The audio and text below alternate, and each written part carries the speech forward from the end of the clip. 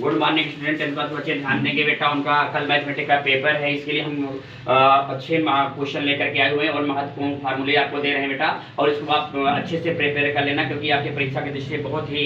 महत्वपूर्ण है। पहला क्वेश्चन आता है बेटा, देखिए आपको फर्स्ट चैप्टर का मैं फार्मूला पहले बता दिए थे कि, और अब आप थर्ड चैप्टर के दे रहे हैं कि जिसमें लिखा गया है कि बेटा कि दो वेरिएबल इक्वेशन दिए जाते हैं, a1x plus b1y plus c1 equal to 0 और a2x plus b2y plus c2 equal to 0।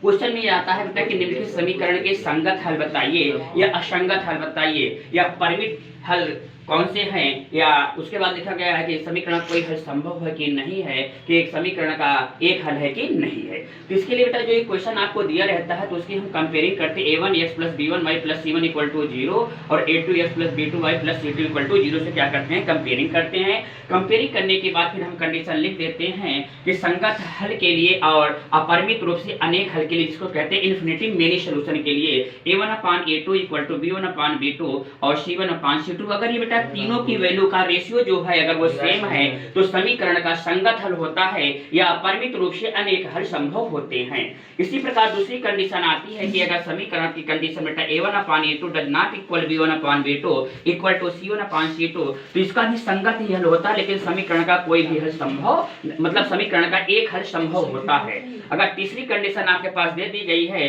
कि a1/a2 equal to b1/b2 does not equal c1/c2, तो समीकरण का कोई भी हल संभव नहीं है। अर्थात ये दोनों रेखाएं क्या चीज होती है बेटा, समांतर होती हैं। ये दोनों रेखाएं मतलब इंटरसेक्टिंग ओनली वन पॉइंट होता है और ये इन्फिनिटी मेनी सॉल्यूशन होता है। फिर बेटा आपके पास जो क्वेश्चन दिए रहते हैं इसमें विलोपन विधि से भी आता है, प्रतिस्थापन विधि से भी आता है समीकरण को सिर्फ प्रूफ करने के लिए, और उसके बाद आता है कि जैसे भी दो संख्याओं का योग 10 है, उनमें से एक संख्या दूसरी संख्या के स्थान को परस्पर परिवर्तित कर दिया जाता है तो उनके अंक आपस में परिवर्तित हो जाते हैं। तो बेटा उस प्रकार के क्वेश्चन दिए जाते हैं, पेपर में अवश्य आते हैं। आपके लिए एक्सरसाइज जो 3 चैप्टर है उसमें एक्सरसाइज आपकी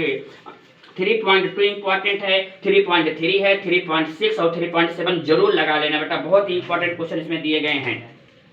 फिर आता है चैप्टर नंबर 5 आपके यहाँ है नहीं, चैप्टर नंबर 4 का आपका सोल्यूशन में उसके फार्मूले आपको मैं भेज चुका हूँ। और उसके बाद पर में आती है चैप्टर नंबर 6 आता है, पर में 6.1 पर में कहते हैं, और पर में 6.7, 6.8, 6.9, 6.11, 6.12, इसमें से एक पर में अवश्य आपके पेपर में आएगी, 100% है बेटा कि एक पर में जरूर आएगी पेपर में। और जो एक्सरसाइज इसकी जो महत्वपूर्ण एक्सरसाइज है 6.2 है, और एक्सरसाइज 6.4 के क्वेश्चन नंबर 3 है, 5, 7 और 9 है, और एक्सरसाइज 6.5 का क्वेश्चन नंबर आपका 3 है, और 5 है, 6 है और लास्ट क्वेश्चन है। ये आपके चैप्टर नंबर 6 के इतने क्वेश्चन आपको चैप्टर नंबर 6 से तैयार करने हैं। अभी आपको 7 और 8 के सबके फार्मूले आपको मैं सेंड कर रहा हूँ।